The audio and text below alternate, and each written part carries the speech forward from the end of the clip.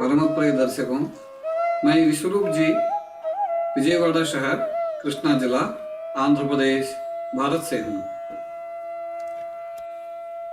In today's Words of Wisdom, we invite you to join us and discover the spiritual wisdom of Hinduism.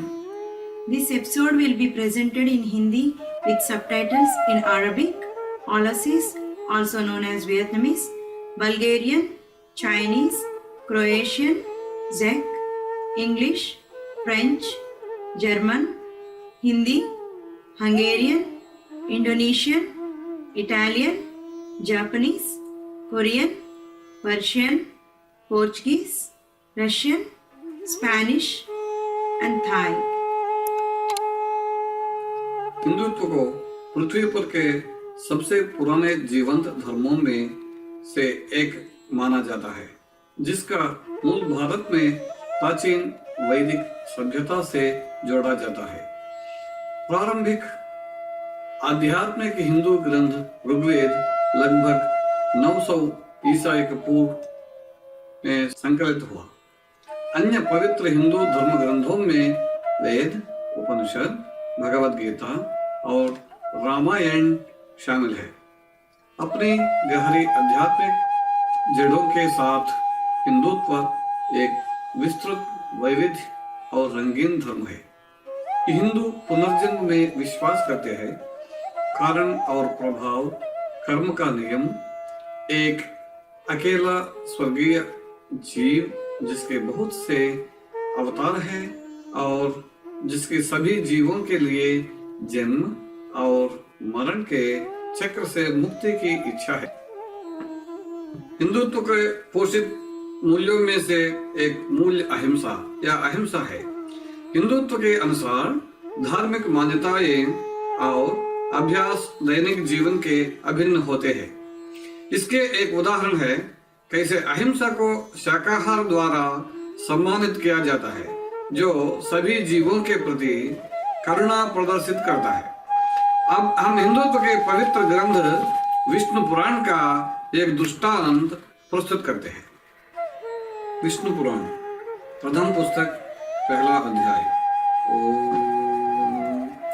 Vasudev यशस्वी हो, पुंडरीकाक्ष की विजय हो, विश्व भावना की जय हो, ऋषिकेश महापुरुष और पूर्वजों की जय हो। विष्णु जिनका अस्तित्व है, जो अमर है, ब्रह्मा जो ईश्वर है, जो आत्मा है, जो त्रिणी है, जो सृजन, पालन और संहार का कारण है, जो ब्रह्मांड की प्रकृति, ज्ञान और अन्य चीजों का पिता है, जो हमारे ज्ञान, धन और अंतिम मोक्ष का दाता है। विष्णु की आराधना से जो सबके स्वामी है और ब्रह्मा और अन्य को नमन करने से, अन्य आध्यात्मिक गुरुओं का जय घोष करने से मैं आपको ऐसे पुराण की कथा सुनने जा रहा हूँ जो वेदों के समान पवित्र है। मैत्रेय ऋषि ने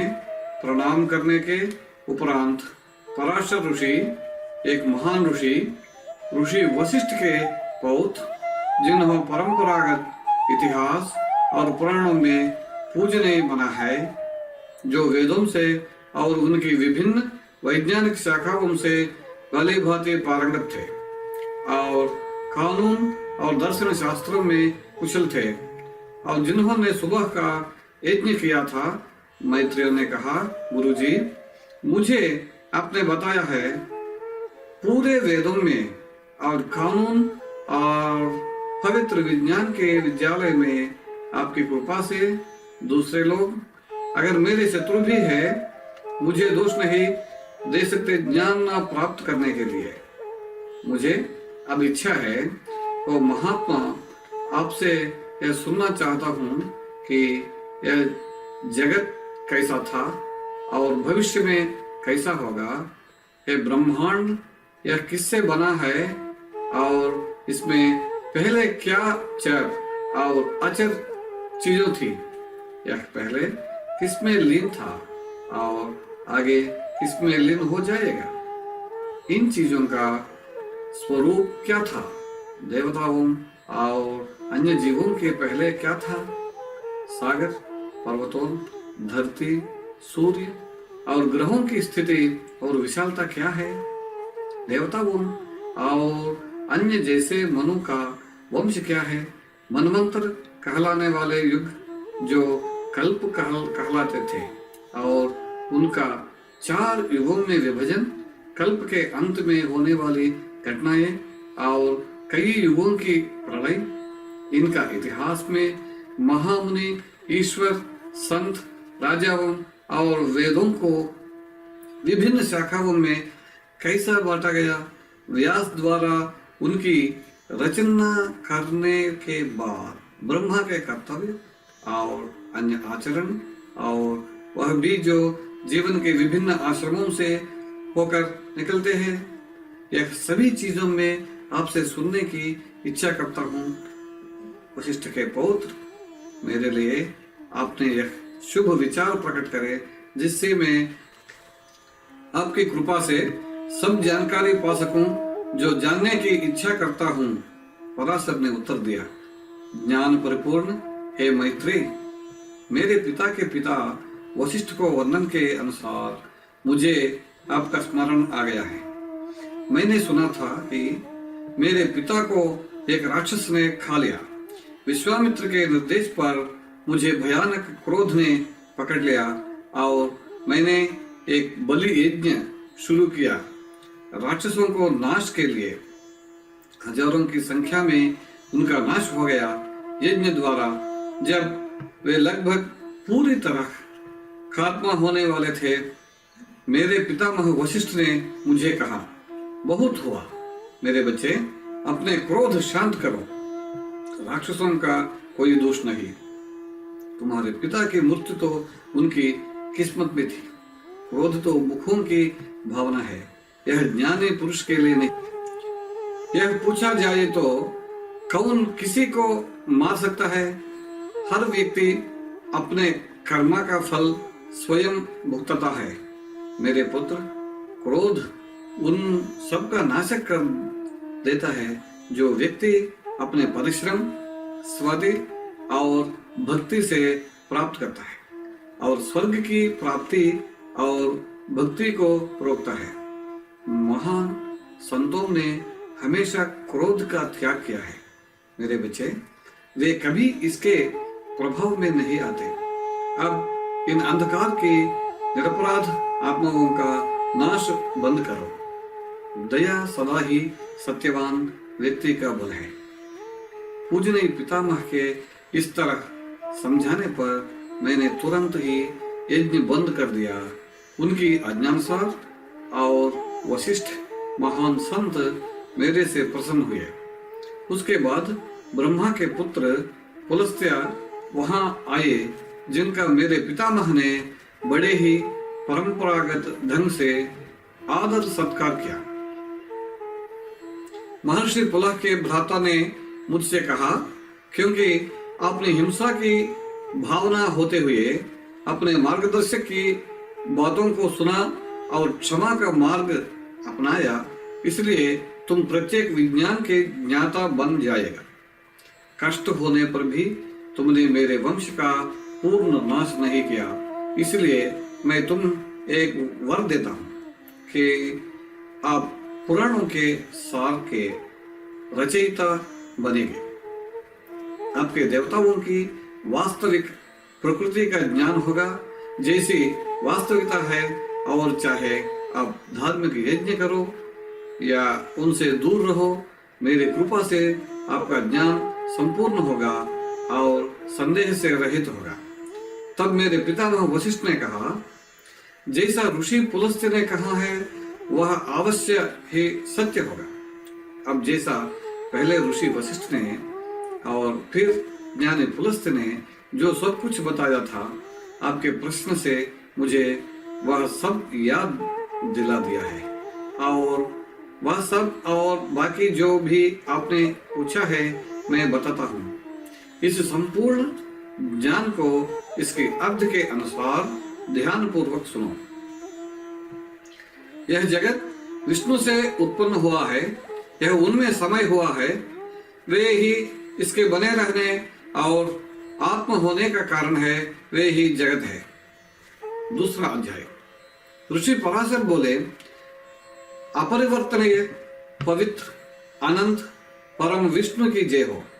एक ब्रह्म स्वरूप सर्वशक्तिशाली वे ही है हिरण्यगर्भ, हरि और शंकर, सृष्टिकर्ता, पालनहार और संसार के संहारक। वासुदेव अपने भक्तों की मुक्तिदाता, जिनकी स्वरूप एक और अनेक है, जो सूक्ष्म और स्थूल दोनों ही है, भेद और अभेद वाले विष्णु, जो अंतिम मुक्ति का कारण है, परम विष्णु की जय हो, जो इस संसार की उत्पत्ति, पालन और समाप्ति का कारण है, जो इस संसार की जड़ है और जन्मों पूरा संसार समाया है, उनकी जय हो।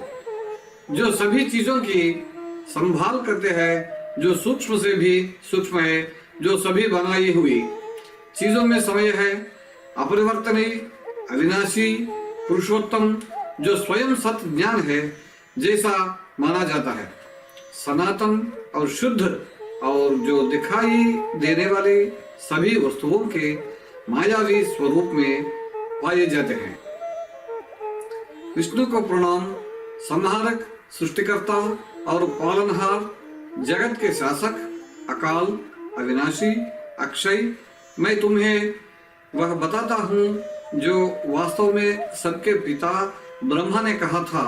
दक्ष और अन्य पूज्य ऋषियों के प्रश्नों के उत्तर में जिसे दोबारा पुरकुत्स को बताया गया, राजा जो नर्मदा के तट पर शासन करता था, उसने फिर यह सरस्वत के सुनाया और सरस्वत ने मुझे सुनाया।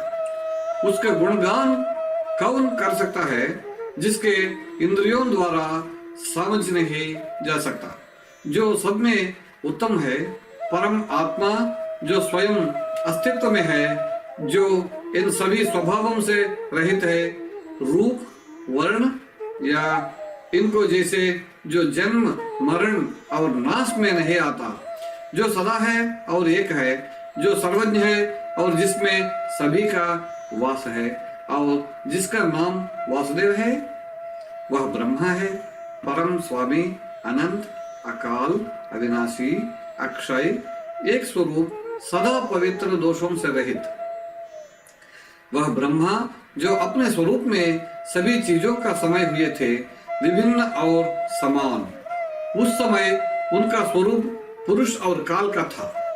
पुरुष आत्मा पहला स्वरूप है, परमात्मा का उसके बाद दो अन्य स्वरूपों ने जन्म लिया, विभिन्न और समान, और काल समय अंतिम स्वरूप था।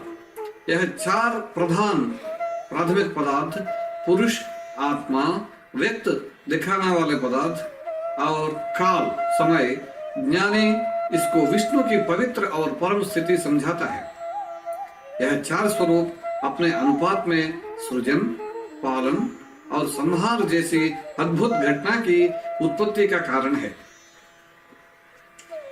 विष्णु भिन्न और समान पदार्थ, आत्मा, समय, खेलकूद जैसे मस्त बालक जैसे हमें उनकी कथाएं सुनकर पता चलता है।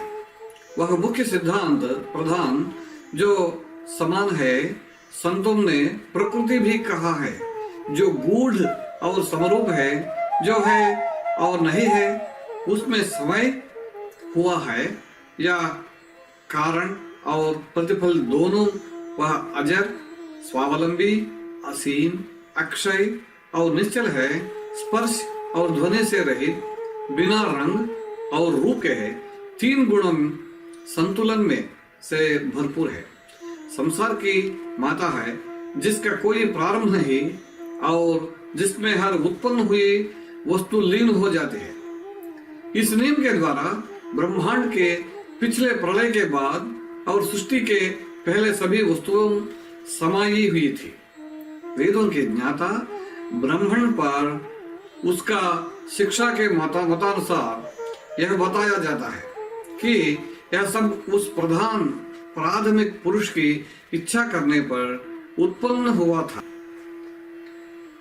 पहले ना तो दिन था ना रात, ना आकाश था ना धरती, ना अंधकार था ना प्रकाश, ना ही कुछ अन्य, केवल एक था बुद्धि द्वारा ना समझ आने वाला, जो स्वयं ब्रह्मा और पुमान आत्मा और प्रधान पदार्थ है। विशुद्ध विष्णु के स्वरूप के अलावा दो अन्य स्वरूप है, प्रधान पदार्थ और पुरुष आत्मा। और उसका अन्य स्वरूप जिसके द्वारा यह दोनों स्वरूप बंधे या अलग है, वह काल समय कहलाता है। जब भिन्न पदार्थ जुड़ते हैं गूढ़ प्रकृति द्वारा, जैसे प्रलय में होता है, वह प्रलय मूल प्रकृति कहलाती है।